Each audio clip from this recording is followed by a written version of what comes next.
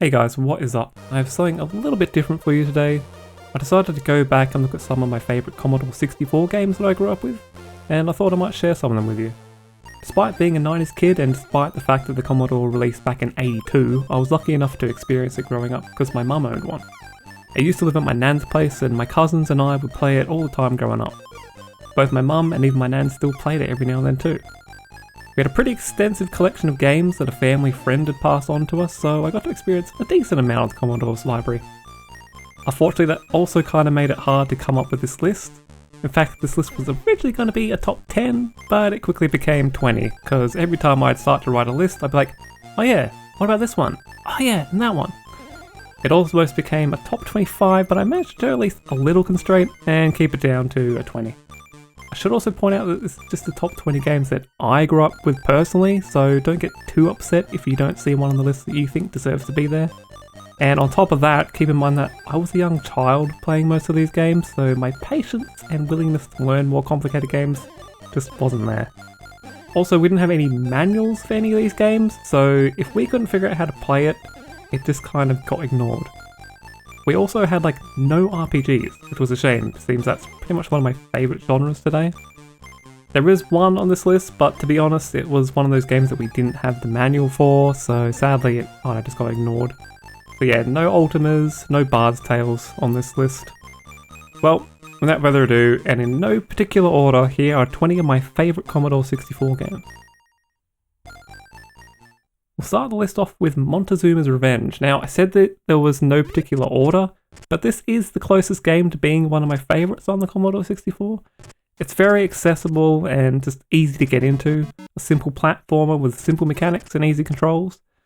You play as Panama Joe or Pedro, and your goal is to start from the top of an Aztec temple and work your way down to the treasure trove at the bottom. On the opening screen, you're actually able to pick whether you start on level 1, 2 or 3. I always started on 3 because the first 2 levels were honestly harder. This is kind of because of how the level design works. On every level, you start at the top, but the path you take down to the bottom is up to you.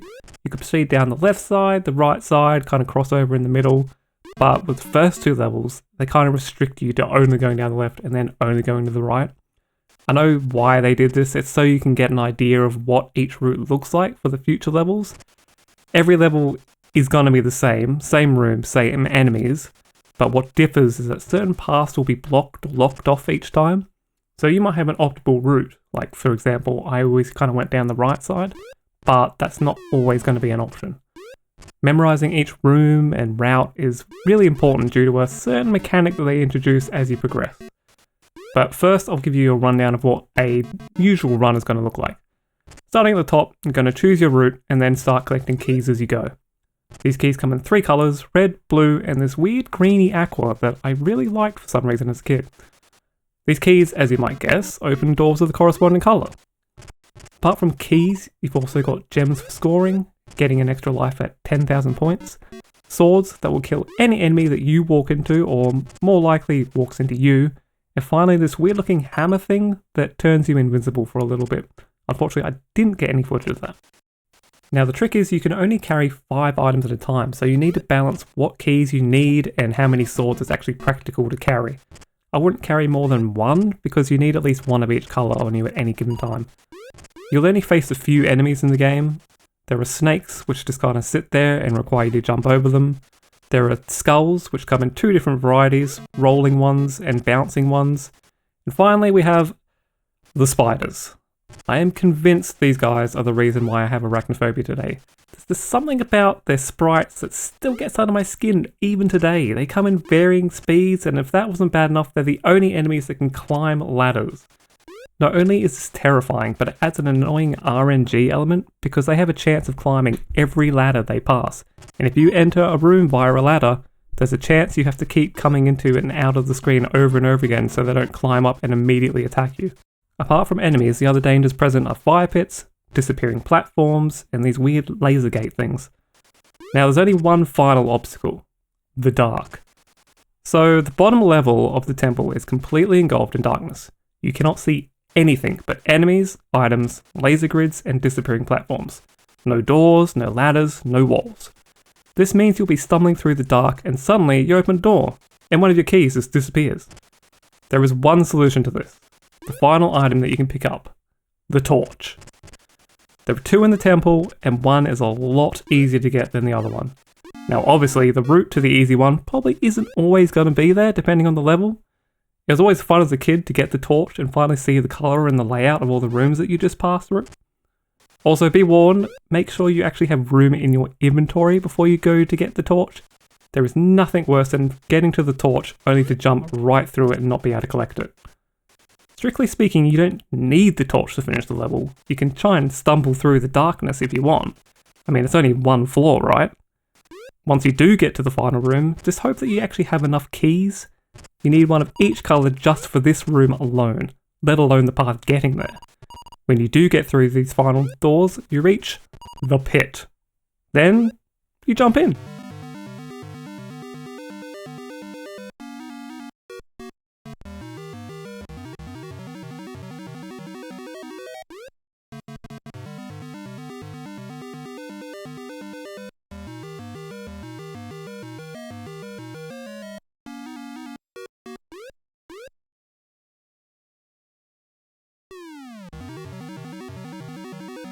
These bonus sections were always a lot of fun, but it was always kind of sad seeing how much treasure that you actually left behind.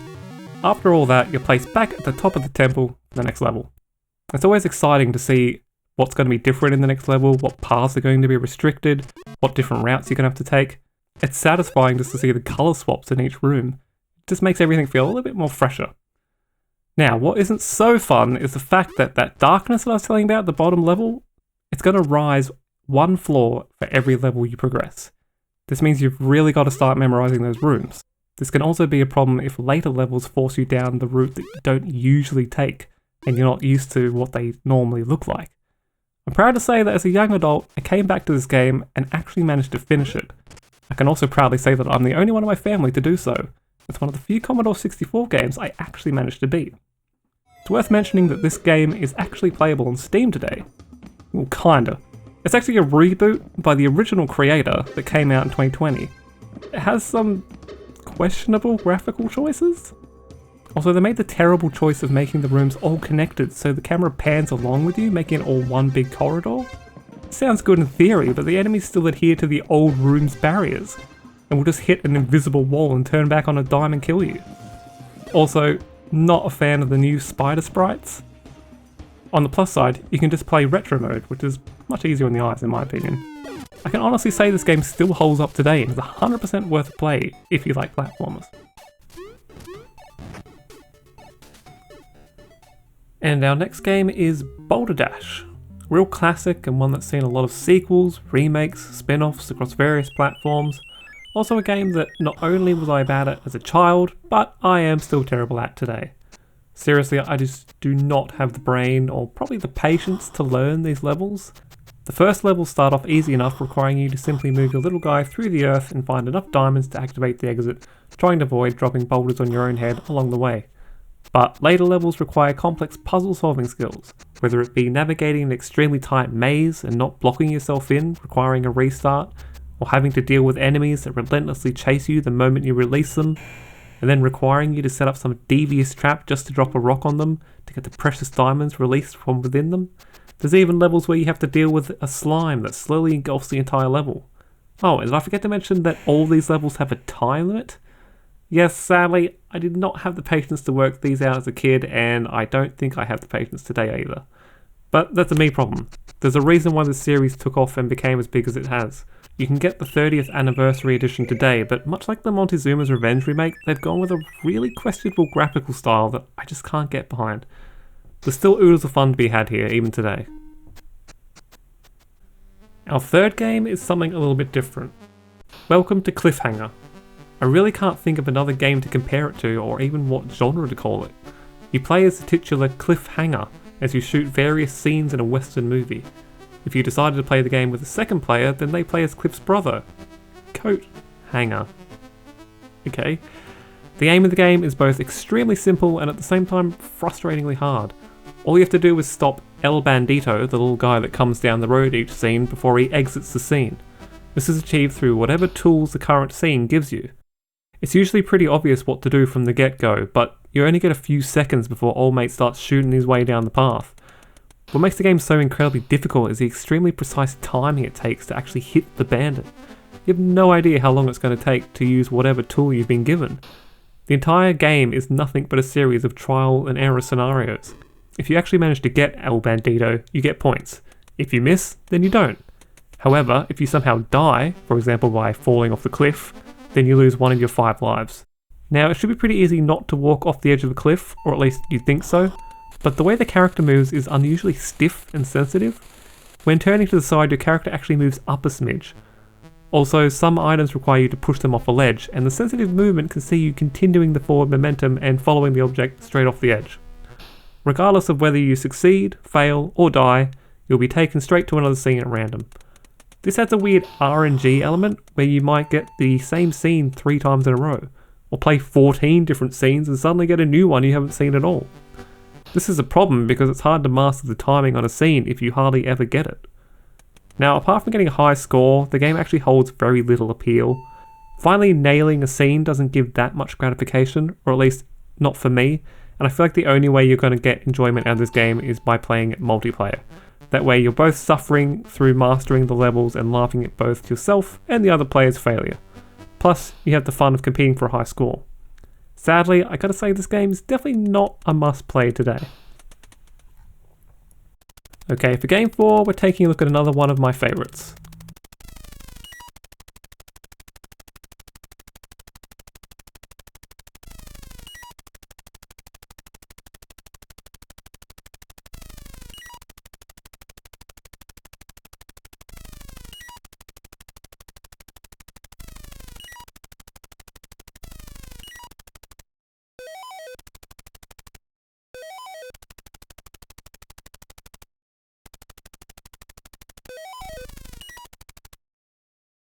Yep, after that extremely long intro, it's Jumpman. This is another game that's as simple as it comes. In fact, it pretty much describes everything in the title. You are a man and you will jump, incessantly. What makes this game so fun is the sheer variety and level design. While it's true every level has you jumping and climbing around the stage with the aim of collecting all these orange things, which are apparently bombs you have to defuse by the way. Oh, and also this also takes place on a base on Jupiter, obviously. No, it's the obstacle on every level that varies wildly. The first level has you dodging bullets that slowly slide across the screen and then suddenly shoot at you when they line up with your character. Another level might have robots that only move when you pick up one of the bombs. Then you have a level with vampire bats which act a lot like the bullets, only they can change direction multiple times, and it's the worst thing ever. There are 30 different levels in the original Jumpman and another 12 in Jumpman Jr. Meanwhile, I struggled to get to about level 5 to be honest, so your mileage might vary. Luckily, the game makes failure quite satisfying because every time you die, you get to watch and listen to this.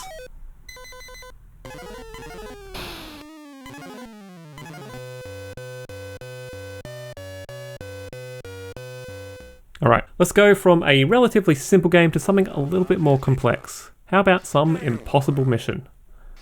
This game was pretty big back in its heyday and saw a sequel and even a remake released on multiple consoles. You can even pick up a remake today on the Switch.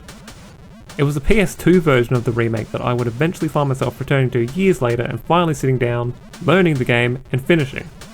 Now the version you're seeing here is what is known as Impossible Mission Revisited, available on Steam and currently sitting with mixed reviews. A lot of the negative reviews simply point out that this is a terrible port, and unfortunately this means that this game isn't technically abandonware. So when I went looking for the original C64 version for this video, most of my usual sites just link back to this one because, well, it does exist and you can buy it legally. It's just the worst possible version of it. Anyway, as for the game itself, your job is to thwart the plans of one Elven Atom Bender. And to do this you need to race against the clock to collect various puzzle pieces to decrypt the password to his control room. Every time you start the game, you get a randomized map. While you'll be seeing the same rooms every time, they will be arranged in a completely different way each time. These rooms are accessed by going up and down the various elevators throughout the facility. Each room will usually contain 3 things: various furniture to search, lifts, and of course, death robots. Each room will also contain a security terminal which will let you reset the lifts and freeze all the robots temporarily, but this can only be done if you found the required items that allow you to do so while searching. Your goal is to find 36 puzzle pieces in total. These pieces are divided into 4 groups and fit together by overlapping the various pieces together. The pieces can also be flipped both horizontally and vertically. The end goal is to form a 9-letter password to allow you to access the good doctor's control room. Now, I had no idea about any of this when I was a kid, and it wasn't until I got my hands on the PS2 copy, which literally had the solution in the instruction manual. All you had to do was find and piece them together. As for the robots, they come in a few varieties. You have stationary ones, and ones that move at various speeds, with some only moving when they see the player. Some varieties will also have the handy dandy death beam thing, which is just so much fun to deal with. Finally, we have these ominous black orbs that slowly approach the player. Depending on the map, they can be extremely easy to deal with or a real pain. One method is to push them up or down with a lift, with the character actually able to push them out of the map if they can maneuver the ball around enough. Also, the ball seems to just disappear when it touches another robot.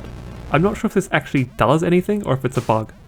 In addition to these regular rooms, the player may also find a little puzzle room that has them repeating a tune back that plays on a giant terminal, with success giving the player extra items. Oh, and remember how I said you had to race against the clock? You have 6 real-time hours to complete the puzzle, with 10 minutes being deducted every time you die, which, if you're me, will be quite often. I admit I was never super keen on this game despite how often I played it as a kid. The scavenger hunt aspect is appealing and the atmosphere is great, but not knowing what my end goal was as a dumb child was frustrating. Still, it's definitely worth a try today if you like puzzles and platformers, but you may want to find a better version than the Steam one.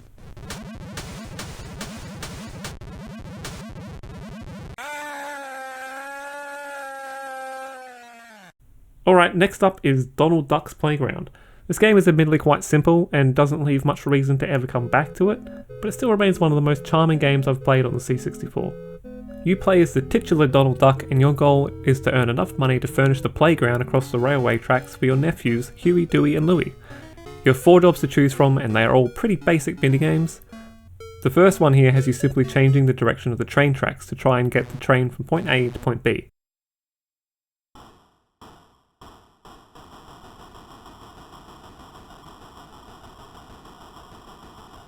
Each stop the destination changes. You can set how long of a shift you want to do before you begin each job, and in this case you get paid for each individual stop the train makes. Next up, we have the toy store. Again, a very basic minigame that has a simply matching colours and shapes. You move the ladder to the position you desire, climb it, and match the toy to put it in its proper place with you getting paid per toy placed. If you choose to work for more than a minute, you have the added difficulty of the train rattling past the store. You counter this by activating the switch at the end of the shelves, pulling down the screen to stop any toys from falling off the shelves. The next job is packing vegetables. The vegetables are thrown off the truck to your right, requiring you to guide Donald to make the catch and then place the vegetable into one of the 3 appropriate boxes. This was always my favourite one as a kid. It was satisfying to make the catch, it made a delightful little sound when you both caught the vegetable and then slide away with it, but mostly my favourite part was when you missed the vegetable. Finally, we have my least favourite job, the airport. Here Donald has to load cargo onto a slowly moving baggage car behind him. I always felt at odds with the movement of the baggage car and judging whether it was worth trying to catch up with the head bin or just hang around the back and hope that you got the boxes required for them. So, now you're all flush with cash, it's time to spend it. You have a choice of 3 different shops, one run by Minnie, one by Mickey, and the last by Goofy.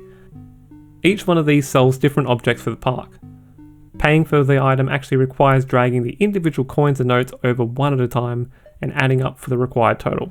A reminder that this is in fact an entertainment title. Once you have everything you desire, you can head back across the tracks where you'll take control of one of the nephews at random. Here you can rearrange the objects you have, and once you're done you can interact with them. It's worth mentioning that you actually have to buy specific things to be able to move between the different levels, for example some netting to climb up or a slide to go back down. Despite this being the entire goal of the game, this is actually the game's weakest element.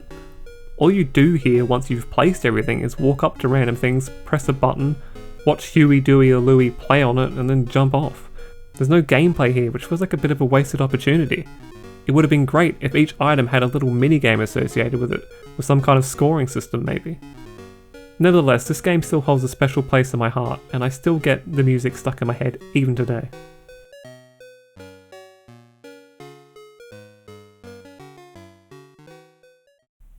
Next up we have another game with an incredibly simple premise. Run around a Pac-Man-like maze and shoot monsters. Done. Okay, there's a little bit more than that, but honestly not much. First, I should mention that this game, as far as I can see online, can be played single player, but for whatever reason my version was detecting a second player. I did see another video where the same thing happened to someone else, so I'm not sure if it's just a version thing or what. To be honest, you're probably going to get a lot more out of this game if you're playing multiplayer anyway. This game is a blast single player, but having a buddy to rely on and camp in a corner with is the easiest way to stay alive and get stuff done. Assuming said player doesn't shoot you in the back, which is very much possible with friendly fire being enabled. In fact, according to the wiki, the game even awards you points if you do so. Anyway, as for the game itself, you'll be facing off against 3 primary enemies and 2 bonus enemies. Basic foes are the blue, yellow and pink guys. They'll run around, and as the difficulty ramps up each stage, they'll eventually start shooting down corridors more and more. If that wasn't bad enough, the yellow and the pink guys can even turn invisible, though you can still keep track of them on your radar on the bottom of the screen. You're also able to go out the side doors of the arena to get to the opposite side, but doing so will lock the passage temporarily. The longer the level goes on, the more antsy the enemies get, with the speed and the sounds getting faster and faster and generally creating this horribly frantic atmosphere. Once all of the basic creatures have been dealt with, the warlock will appear from the second stage on. When this happens, the maze turns red and you have a limited time to blast this buggy menace before he either kills you or he escapes out one of the side doors. Killing him will result in you getting double points in the next round. Also, after the second stage and after the warlock has been dealt with, we see the appearance of the titular Wizard of War, who also just runs around and fires like a madman. Unlike the warlock though, this time it's a fight to the death. He's got no intentions of escaping. And that's about it. Rinse and repeat. The stage layouts change a little each time, generally making things harder and more dangerous, giving you either less room to maneuver or a space that's a little too open. All around super simple and super enjoyable, even today.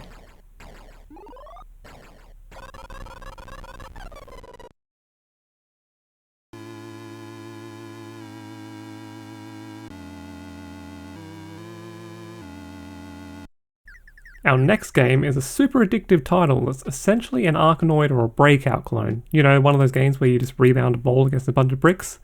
Only this time, the paddle is on its side. But apart from that, yeah, it's a standard fare. I think what made me keep coming back to Crackout though was the visual style with its cool stage layouts, each with a different colour scheme and pattern, its absolutely bizarre enemy design, and the music, which I will admit even I, who can quite happily listen to Commodore 64 music all day, can get tired of, since there are only about 3 different tracks and they're all kinda similar. Apart from all that, it's business as usual. Destroying blocks will sometimes reveal different power-ups depending on what stage you're on, and discovering new power-ups is a big part of the fun and the drive to keep playing again. Enemies are mostly there to just interfere with your ball and aren't usually a direct threat. There are, however, a few exceptions to this, such as UFOs that shoot bees that will stun your paddle, and in later levels, terrifying little creatures that will actually seek out and consume your ball. These suckers always seemed a little bit unfair. Occasionally you'll see an incredibly fast object spawn and streak across the screen. If you're able to catch this with your paddle, you can get one of a number of bonuses, including extra score, a temporary wall behind your paddle, or the effects of one of the various game power-ups. Most importantly, this means the chance of an extra life, so it's very much worth trying to catch these extremely fast guys. And I think that about wraps everything up on Crackout. Obviously games like this never really lose their appeal. It's just some of the most simple, mindless fun you can have. It's easier to just load up one of these on your phone in seconds today though, rather than booting up a Commodore or emulated, but I still strongly recommend giving this one a go if you're so inclined.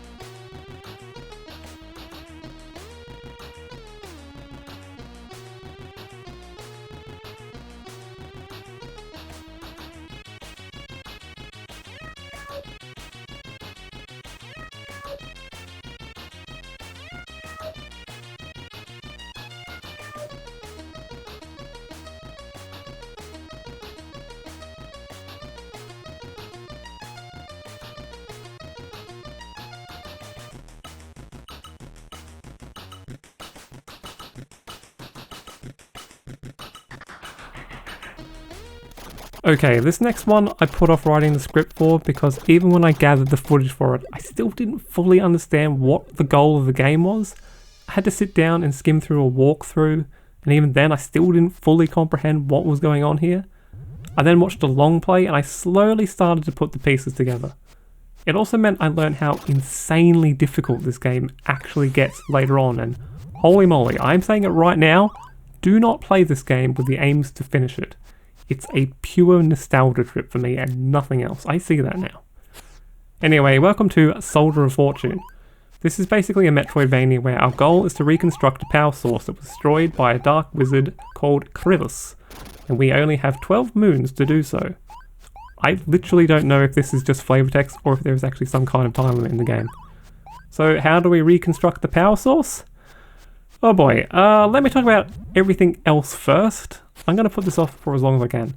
Our character starts out with an extremely basic short-range weapon and some weak armor, but new weapons and stronger armor can be purchased from various stores. We get gold by killing the various enemies, and there's a lot of variety in said enemies. The way we get gold is also quite odd too. Killing an enemy or attacking these weird face cauldron things will cause a giant gold ball with a number to fly up in the air. Every time the ball hits the ground, the gold value decreases. If you let it hit the ground after it reaches 0, it actually spawns a new enemy where it landed. It's a really weird but genuinely interesting concept. The weird face cauldron things I mentioned come in 3 different varieties. Yellow ones produce nothing but gold and are a great source of income. Red ones produce these horrible reapers, which are annoying enemies. And finally, blue ones are kind of a combination of both, which will either spawn gold or a reaper randomly. They not only produce these when hit, but will also sporadically churn one out by themselves when on screen. Also, if you walk in front of one when their face wakes up, you're dead. They will eventually die after they get hit enough, but it's up to you to decide if it's actually worth it or not. Weapons come in a variety of different forms, from long-range bouncing daggers to boomerang-like rings and orbs that will simply surround and protect you. There's a weapon for every occasion. There's also a number of different armors, each providing a different amount of shielding from enemy damage. Alright, I can't keep putting this off, so let's get this part over and done with. So your goal is to reforge the power source. To do this, you need the 4 elementals: water, air, earth, and fire. To get these, you need tablets, which are represented by the zodiac signs. To get these, you need the planet glyphs. These are all found in the various shops and houses spread throughout the game world. Planet glyphs you can straight out buy. However, to get a zodiac sign, you need to trade a planet glyph and pay some gold. Which planet glyph? Well friend, it's time for you to look up the astrology chart. You need to choose the planet glyph that aligns with the appropriate zodiac sign. Once you have the 3 required signs, then you can trade them for the associated elemental. Simple. I'm not even sure if that's correct, and the sheer amount of houses and shops you have to search is painful, plus there is a lot of backtracking through very dangerous areas once you have the items you need to trade for the next item. I mentioned this game was essentially a Metroidvania. You start at a hub area, but can only go through one of 4 doors. This one leads you to the area containing the water elemental. Once you have that, you'll be able to enter the location of the air elemental and so on and so forth. Once you have all 4 elementals, all you have to do is return to the hub area, enter the house where you started, and you win. Like I said, I love this game, but holy moly, after watching that long play, there is no way I would want to possibly finish this. Even the guy doing the video said it would be impossible without cheats or save states. So yeah, for a little trip, it's fun, but I wouldn't venture much further than that.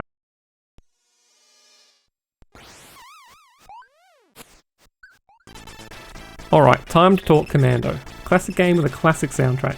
Commando sees you playing as a lone soldier known as Super Joe as he fights his way slowly up the screen against countless hordes of enemy soldiers. Another example of a game with a simple concept but with fun and at times infuriatingly hard gameplay. Like honestly, you'll be hard pressed to get past the first level. Your main weapon is an M60 that fires in 8 whole directions. You're also armed with grenades, which are used by hitting the spacebar, which is always a little bit awkward when you had both hands on the joystick. It's also why I wasn't able to use grenades while I was getting the footage here. For some reason, I couldn't get the controller to work properly, so I was forced to use keyboard controls, which already makes this game harder. But on top of that, it locks out the spacebar because the keyboard is being recognised as a joystick now. So you know, just to make an already hard game even harder. As well as blasting your way up the screen, you'll also get the opportunity to rescue fellow soldiers every now and then. If you succeed, you'll be awarded an extra life, a very precious commodity given the game's crazy difficulty. Also, something I learned only while writing the script for this video is the fact that this game only has 3 levels. After the 3rd, it just loops over and over. This is a far cry from the original 8 levels that were present in the original arcade version. I mean, I say that, but I don't think I'm ever going to see the 3rd level anyway based on my level of skill. Still fun, but also just as frustrating.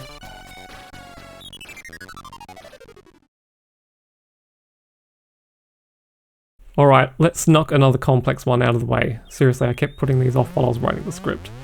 This is Paradroid. The goal of the game is simple enough. Clear all the floors on the spaceship of hostile robot presence. All the robots in the game, including yourself, are represented by these little orbs with numbers, with you being white and all the enemies appearing as black. Basically, the higher the number, the higher the rank, and the better the robot, with lowly trash-clearing robots and messengers filling out the first 100s to 300s, and battle droids and other elites at 600 and above. You are 001, a prototype influence device with the ability to take over other robots. The basic tactic is to target weaker droids and make your way up the food chain. To take a robot over, you hold down the fire key until you start flashing and then you just kind of rush into them. You're then met with this screen, which will probably confuse the ever-living hell out of you if it's the first time you're seeing it. There's a lot going on here. However, it's actually not as complicated as it looks. Basically, one side is generally better than the other, and you have a limited time to quickly assess which one works better and in your favour, and then choose it. The goal is to turn all the blocks in the centre to your colour. Higher ranked robots have more power supplies at their disposal, which are the things on the side that you use to trigger the squares in the centre. So it seems you're generally going up against higher numbers, they'll always have more than you do, so you gotta play smart. Choose a side that has a lot of splitters, lines that already have power supplies along the circuits, and ones that don't actively block you from too many of the centre squares. Try and let your enemy use all of his supplies first, because they only last a few seconds, but don't wait too long that you run out of time. Then just try and counter their moves and hopefully you've got it. Failure means that your current body will blow up and return you to the 001 droid. Fail again, and you explode. Game over. You'll also have at your disposal a basic weapon, but if you take over a droid that already has its own weapon, you can use that one instead. To clear a floor, all you have to do is destroy every robot. Some floors may be divided into 2 separate parts, requiring you to make your way up and down some of the other lifts to access the other half. You know you've cleared a floor when the power goes out. Rooms are also handily colour-coded, though some colours do end up repeating. Believe me, you will quickly come to fear the colour red, as this is usually where the most elite robots hang out. Something I've neglected to mention is this kind of time limit you have. Your energy or health slowly drains once you've taken over a robot. You can actually tell how much energy you have left by how quickly the little top and bottom bit on your droid is spinning around. If it starts to get slower, then you know you're getting weaker.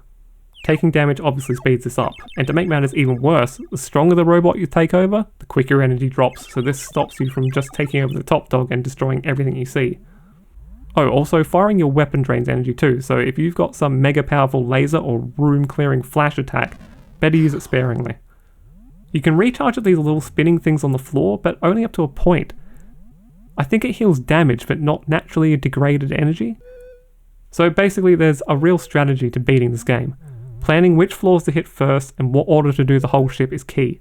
I've never cleared a ship, but according to the wiki, once clearing the 8th ship, the game simply starts to repeat, though it places higher tiered droids on each deck. So like many Commodore 64 games, sadly there is no end, only a high score to chase. Oh, also there's a Dalek droid just wandering around on one of the floors for a fun little Doctor Who reference. It's hinted that it's just a droid based on the Dalek though, and not an actual Dalek. I 100% recommend giving this gem a try today.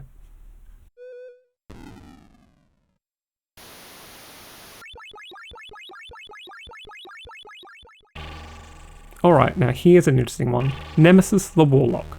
I had no idea as a kid that this was based on a comic series made back in the 80s. In fact, I didn't learn this until just a few years ago when, out of nowhere, I stumbled on some fantastic fan art of the character on Twitter. Imagine my surprise, it blew my mind. I was like, why the hell is this amazing high-profile artist making art of some obscure Commodore 64 game character? Delving into the comments, I quickly learned the truth. Also, out of all the games on the list, this game was the most disappointing to come back to. You see, this game did not get great reviews. I remembered absolutely loving this game as a kid, and after playing it again for the video, I realised either I was playing a cracked version with cheats, or I was just enabling the cheats and I have zero memory of actually doing so. Because, my lord, if you try and play this game straight up normally, you're in for a bad time. Your goal in each screen is simple enough. Take out the number of enemies designated in the bottom left corner of the screen and move on to the next screen. You have 3 weapons at your disposal. A sword, a gun with limited ammo with spare ammo appearing on the floor of each level, and finally a special breath attack that can be used once per level. You'll only be facing 2 different enemies, these robot looking guys and Reapers, these horrible things that might jump out of one of the many corpses you've left scattered on the ground. The chance of this happening actually becomes greater the longer you stay on the stage, and is denoted by the picture of the game's antagonist, Torquemada, Grandmaster of Termite, slowly appearing in the bottom right corner of the screen. This is supposed to represent his influence slowly growing in the area. Finally, instead of a traditional health bar, your life force is represented by this heart in the bottom left corner of the screen, which is slowly being crushed by a hand as you take damage. Taking damage is one of the problems I have with the game, because in addition to enemies being able to shoot you, simply touching them hurts you, which sucks when your head simply brushes past one of their toes as you walk along a platform beneath them. Next comes the game's biggest weakness. As I mentioned earlier, once you've fulfilled the required death quota for the stage, all you have to do is leave the area. But which side do you leave by? There's only one right answer. All other choices result in death. Yep, that's right, there is zero indication which side is correct. Oh, and did I mention that up and down are also choices? You will literally have to build a mountain of corpses sometimes just to leave the stage by the correct exit, which, I'm not gonna lie, does kind of sound badass when you say it out loud, but still not ideal in practice. So yeah, the game is quite repetitive with so few ways to slay the only 2 enemy varieties in the game, and you can die quite quickly thanks to the level design forcing you to walk through your enemies, and on top of all that, you have to roll the dice at the end of each stage and hope that you pick the right exit. Not ideal by any stretch. This is the only game I returned to as an adult and went, wow, how did I ever like this? Suffice to say, not recommended to play today.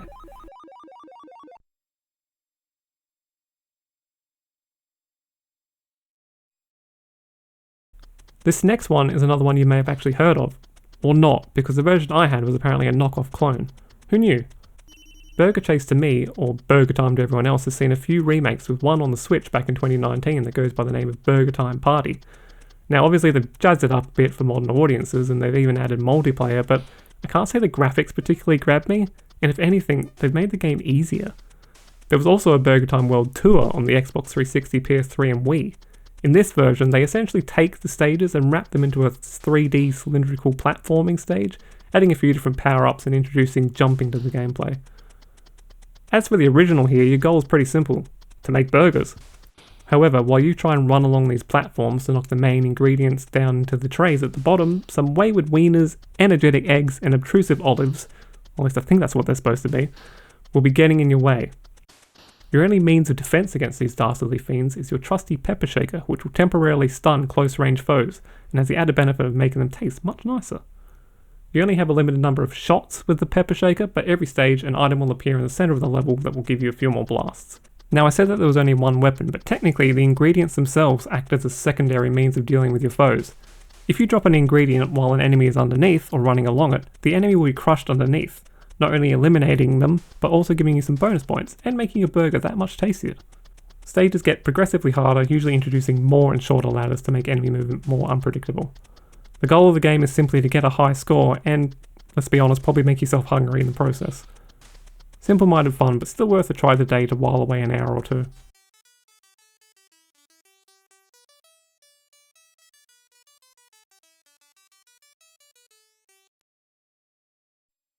Who hasn't heard of the Gauntlet series?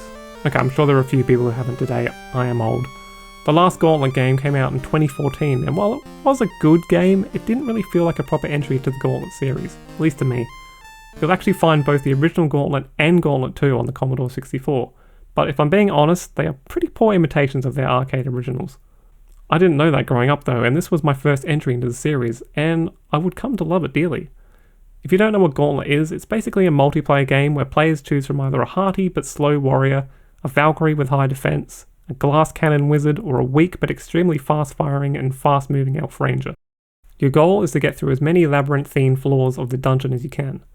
Unfortunately, being a port of an arcade title, this game is designed to be hard. It was made to guzzle up all your loose change. As such, your health is constantly draining 1 second at a time. Balance that with the myriad of creatures you have to face on each floor, and you've got quite literally a race against time. Of course, enemies aren't your only obstacle. Your primary goal in each level is going to be finding keys to open many doors barring your exit. In addition to keys, you'll be picking up treasure, different types of food, potions, and various types of power-ups like limited invisibility, limited invincibility, and a few others. Every now and then you may find a special exit that will skip a bunch of floors, but these are generally harder to get to and may even make you skip levels with potions that permanently increase certain stats. Your means of attacks are simple. Every class can fire their weapons. Even the Valkyrie and Warrior have an unlimited amount of swords and axes to throw at their enemies. Each character has their own damage fire rate. You can also simply barge into your foes and attack them with a melee attack. The Warrior is king here, followed by the Valkyrie, and the Elf and Wizard should only resort to this out of pure desperation. The drawback to the melee system is that it's almost impossible to pull off without getting hit back.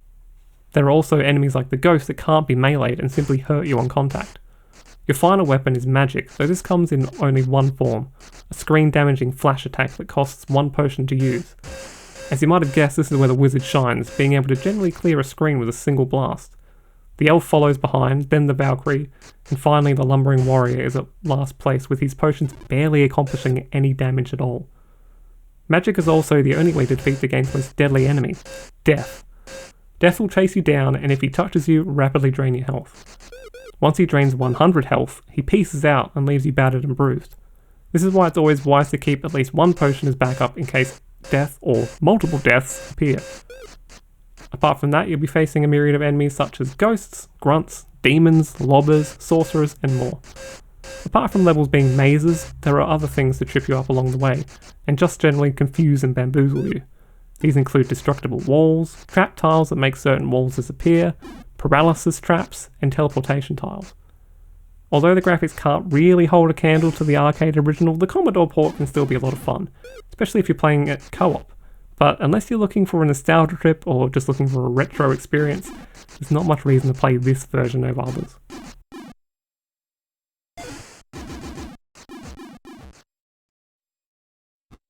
And now we come to the only RPG on this list.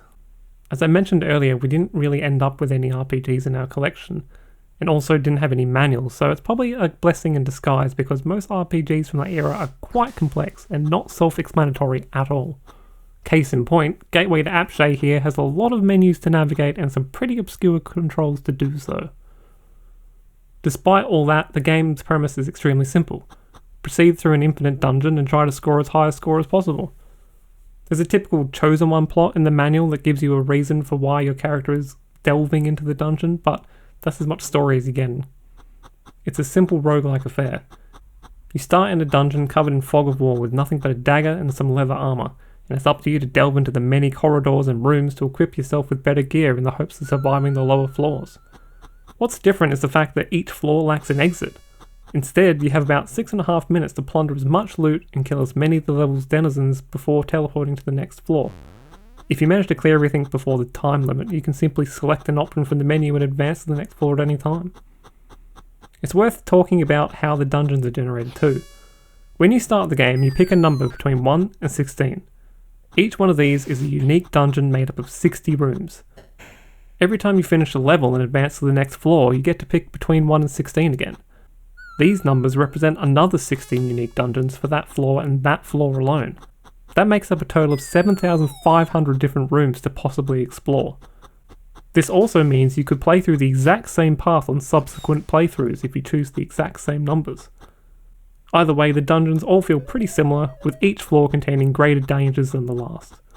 You'll find a myriad of weapons, bows, and spells to use, as well as equipment, potions, and keys. Using any of this stuff is where the game gets a little bit finicky. As I said before, the controls are a little bit strange. Everything is mostly driven by the F3, F5, and F7 keys. Each of these cycle through their own menus. F3 will cycle through all the weapons and spells you've collected. Selecting a weapon will allow you to equip it, and selecting a spell will cast it. This can make casting spells on the fly a little bit difficult depending on how much equipment you have to scroll through. F7 is the fight key. You'll have to press this each time to enter combat mode. If you press either F3 or F5, you exit combat mode and will need to press it again. Pressing F7 twice will select your ranged weapon and allow you to shoot, and finally pressing it 3 times in a row allows you to use any magic arrows you have. Finicky to say the least. Everything else is assigned to F5. The first option is keys. If you have a key and you stand in front of a door, you can use this option to open it. Next is locate trap. It's recommended you do this every time you enter a room with treasure in it, so you make sure that the equipment isn't trapped before you pick it up or you open a chest. As you can imagine, this gets extremely tedious fast, though it does give it a cool D&D feel. Next is Search Spell. Again, tedious, but if you do this in every room you enter, then you will detect a hidden door if it exists. Usually if you've uncovered a good portion of the map, you'll kind of know where a potential hidden door is by the space left, but early on in a new floor, hidden doors can be a nuisance, and have you backtracking and searching every room you just came from after you hit a dead end. Next option is Drop Item. Pretty simple, does what it says on the tin. Drops an item once you slowly navigate your way through a list of all the items that you have. The next three options are Check Supplies, Check Status, and Check Weapons. Supplies and weapons display the various items you found, and the status shows your current character stats and health. Your stats are Strength, Agility, and Luck. Your health is actually the total of these three numbers added together. As far as leveling up, the manual simply says the computer may award bonus points to your Strength, Agility, and Luck. It doesn't say what triggers this. As mentioned before, your goal is simply to get a high score. This is accomplished by collecting treasure, with the lower floors containing better treasure. I said the game is infinite, and technically it is, but there are actually only 8 levels, with the last one just repeating until you just run out of your 5 lives. I can see how addictive this game would have been back in the day, and I feel like it would have been a ton of fun comparing high scores with friends. I also enjoyed playing it again for this video, especially since this time I actually knew what I was doing. But it has to be said, there are so many better roguelikes out there today, ones a lot less tedious to interact with. It's also worth mentioning that this game is actually a prequel to Temple of Apshai, which came out in '79, 4 years prior to this game. Again, unless you're looking for a retro experience, you could probably give this a miss today.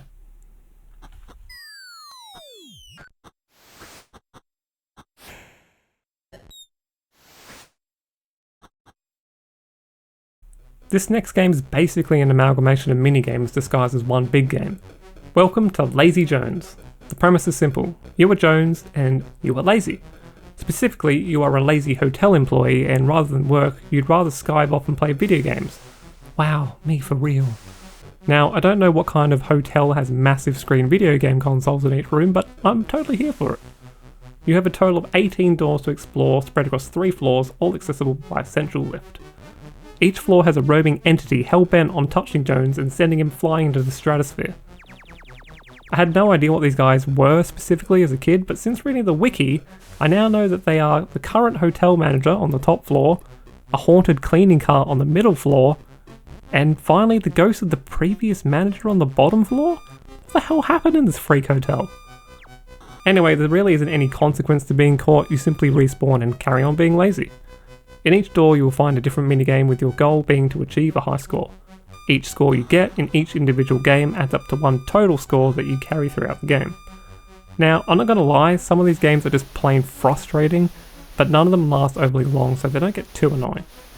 Each game is also accompanied by its own little music track, and some of these may sound a little familiar.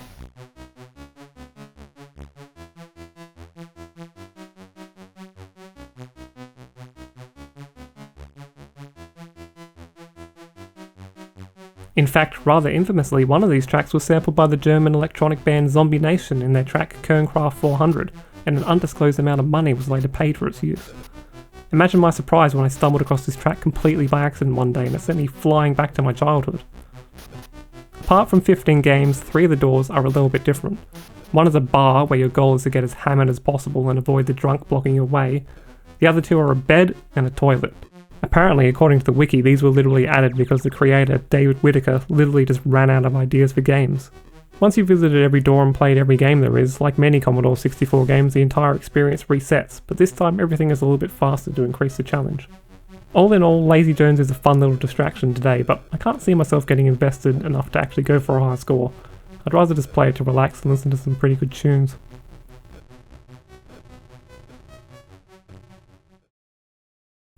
Our next entry is one often described as a blend of Wolfenstein and Gauntlet. Welcome to the Eagle's Nest, soldier. You play as a lone allied soldier infiltrating the enemy fortress known as the Eagle's Nest. The game is played from a top-down perspective with a pretty limited viewpoint, preventing you from seeing too far ahead. This isn't the only similarity to Gauntlet though, with the player needing to find keys to open grey doors.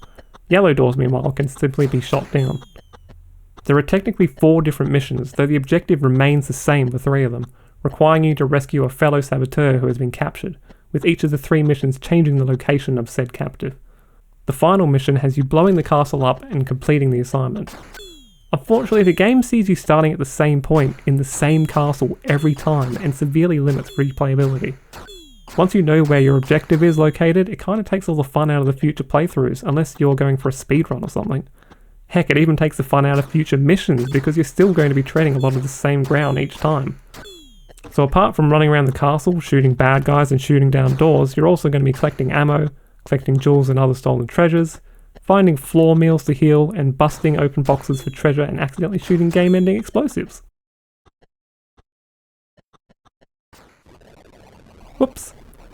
The castle is also comprised of multiple floors which can only be accessed via an elevator, but using said elevator will first require you to find a lift pass lying around the ground somewhere. Also worth mentioning is the fact that once you do track down your missing comrade and rescue him, the game then turns into an escort mission and requires you to take him back to the castle exit on the first floor where you started. And boy does he like to get in your way. All in all, Eagle's Nest is a fun romp for a bit, but you'll probably eventually get a little bit tired of the constant retreading.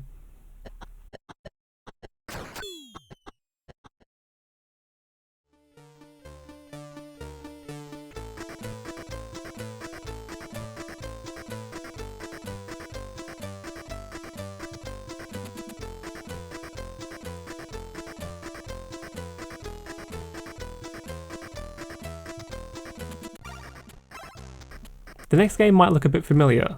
Yep, that's right, it's the Super Mario... Nope. I mean the Great Giana Sisters. So yeah, this game does more than borrow from the popular Mushroom Kingdom duo, but that doesn't make it any less of a game. Incidentally, the game released in Europe back in 1987 and did in fact receive a notice from Nintendo, causing it to be stripped from most store shelves. The game was still incredibly popular while it was available and even managed to get 2 reboots in much later years. One on the Nintendo DS in 2009, which is quite ironic when you think about it, and another one in 2012 going by the name Giana Sisters Twisted Dreams, which appeared on modern consoles at the time and PC. Now, there's not really too much to talk about here in regards to gameplay. If you've played Mario, you know what's going on here. This is essentially just a palette swap after all, but we'll have a look at some of the differences regardless. Well, instead of coins, we're getting diamonds. Instead of a mushroom changing us into a bigger character, we're collecting this disc thing that turns us into a spiky-haired version of ourselves. Instead of a fire flower, we're picking up lightning bolts or strawberries, which allow us to shoot. When we also have a clock which freezes enemies and a lollipop replacing our green mushroom for extra lives.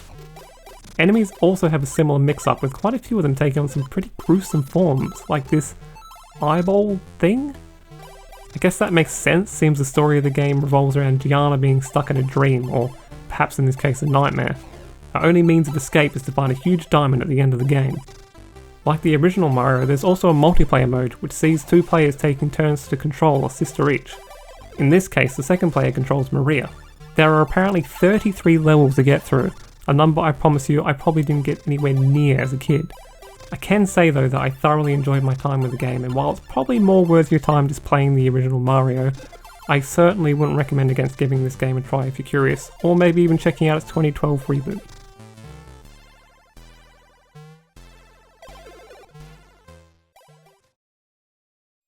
Yet another example of a game that's as simple as they come is Gold Digger.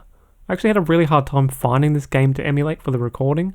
Neither my mum nor I could remember the exact name, and we thought we tried everything. I'd pretty much given up on it, but one lucky random Google search and I managed to find it. It's all one word, so maybe I was putting a space in between, but I swear I tried that the first time. Regardless, here it is, one of the most simple but addictive games on the Commodore. Just watching the maps slowly spawn in is oddly satisfying. Your goal is to simply collect as many gold nuggets as you can. You start with 5 miners, each one of them has 10 dynamite. Start off by collecting as much of the unblocked gold as you can. Once you've cleaned that up, you'll have to start blasting. There are 2 tricks to this. The first is obviously to place your precious explosives in locations that will net you the most gold in one blast.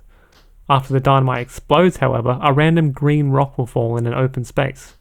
Early on, this shouldn't matter too much, but as your paths expand and you set off more explosives, these falling rocks are going to start blocking off your escape routes. The only way you can score is to get the gold back to your base. This is where the second trick comes into play, balancing your need for greed. How much dynamite do you save for your escape? I mean, you need 2 to get back right now, but you have 3. What are the chances a third rock falls and blocks your path, right? If you run out of dynamite and cannot return back to base, all of that golden score are forfeit. Worth mentioning also that you can actually be unlucky enough for a boulder to fall directly on your guy after an explosion. In this case though, hope is not lost. Your character will turn into a little cross, and if your next guy can get there, he can retrieve all that was dropped. Oh my god, is this a Dark Souls game? The goal here is simply to get a high score. There's no next level or increase in difficulty or anything. I suppose this means that there is technically a max score you can reach, which might kind of defeat the purpose of a high score in the first place, but I haven't actually played enough to know how likely / possible that actually is. All in all, just a simple good and easy time waster which gets its hooks into you.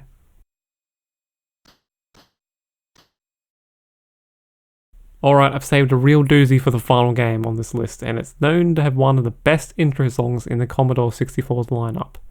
Welcome to Whizball.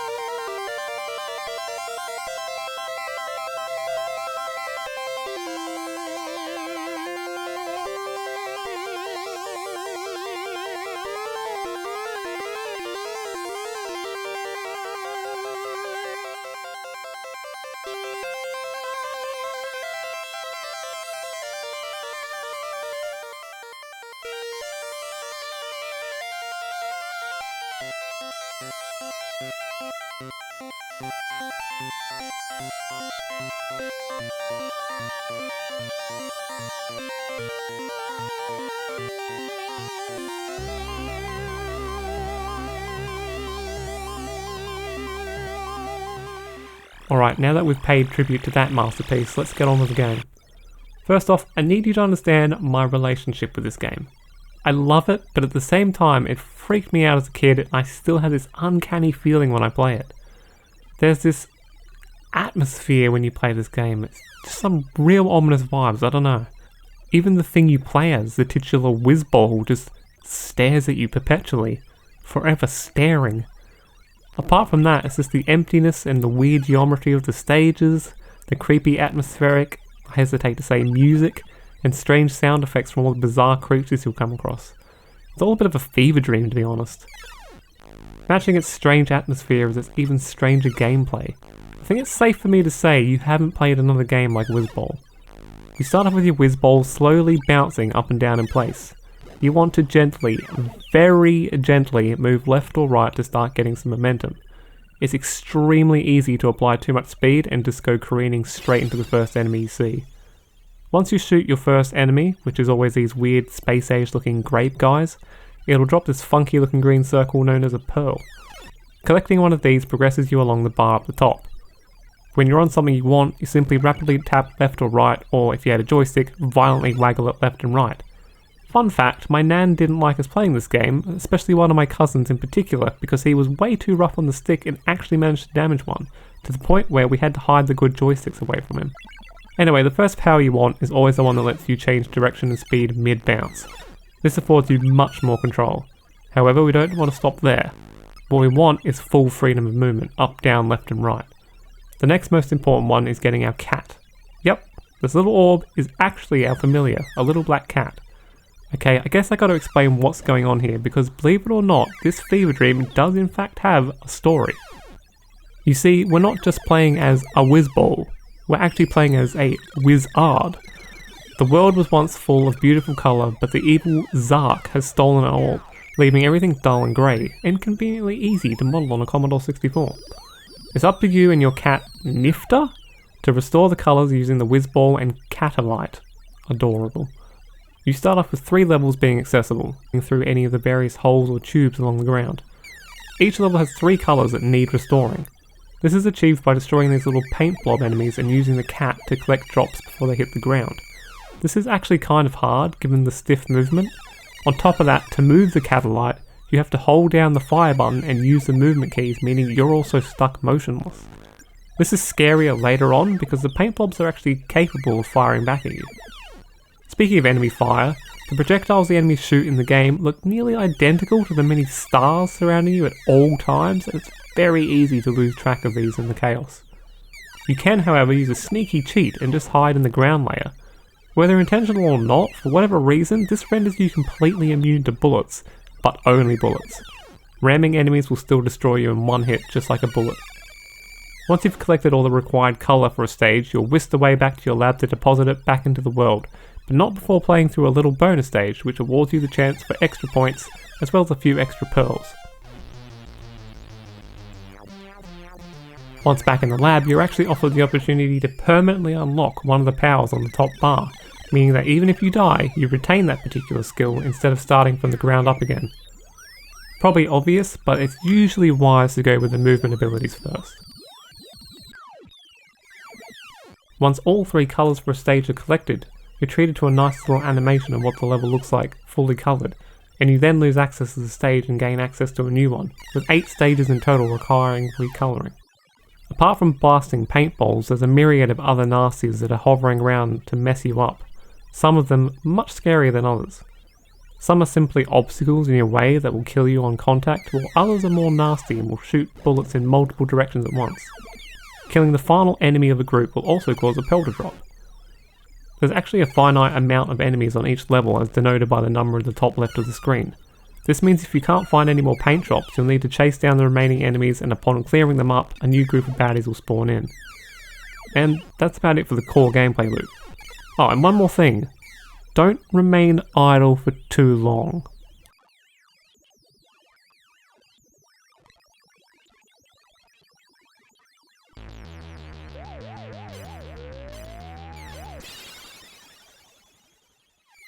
Whizball has been lauded as one of the most unique games on the Commodore 64, and for good reason.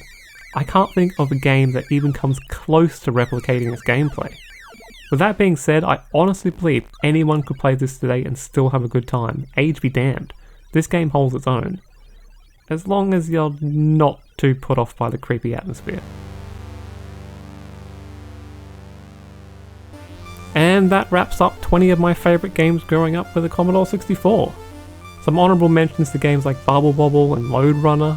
I sacrificed them off the list because I feel like they were more well-known titles, so I tried to focus on the lesser known ones. I'm so glad I was given the rare opportunity as a 90s kid to even experience them in the first place, and I genuinely believe it helped shape me into the gamer I am today, giving me a bit more of a unique perspective to other people my age. It was also just nice to have something that I could share with and have in common with the rest of my family at the time. If you played these or any other Commodore 64 games, then let me know in the comments. Share and discuss. Let me know about all the cool RPGs I missed out on. And if you made it this far, maybe consider leaving a like or a subscribe, maybe? I don't know when I'll get time to do another big project like this one between full-time work and my other projects, but I have some ideas jumbling around in my old noggin itching to get out. Anyway, I sincerely hope you have a great day and or night, and I'll catch you in the next one. See ya!